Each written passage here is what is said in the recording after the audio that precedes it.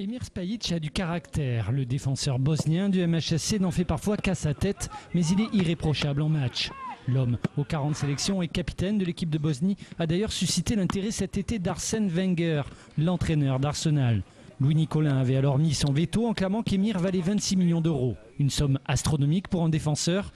Arsenal a finalement recruté Squillaci. Spajic reste le patron de la défense montpelliéraine. Les choses sont entrées dans l'ordre, Emir est avec nous, il a fait des prestations.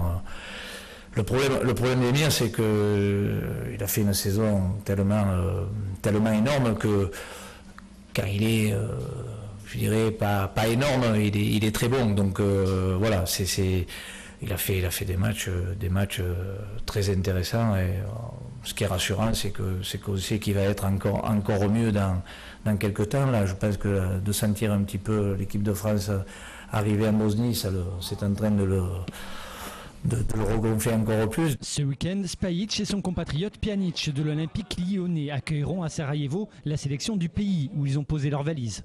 Pour ce déplacement, la délégation française aurait demandé un service d'ordre important et ça a le don d'agacer Emir. J'ai l'impression que les Français s'imaginent arriver dans la Bosnie d'il y a 15 ans, quand le pays était en guerre.